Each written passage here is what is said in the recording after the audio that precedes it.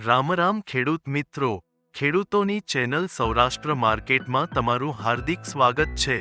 આપણે આ વિડીયોમાં જાણીશું જસદણ માર્કેટ યાર્ડના ભાવ, પણ તે પહેલા જો તમે ચેનલમાં નવા છો તો નીચે આપેલ સબસ્ક્રાઇબ બટન પ્રેસ કરી ચેનલને સબસ્ક્રાઇબ કરો અને બેલ આઇકનને ઓન કરી દો જેથી કરીને દરરોજના તાજા ભાવ તમે સૌપ્રથમ જાણી શકો।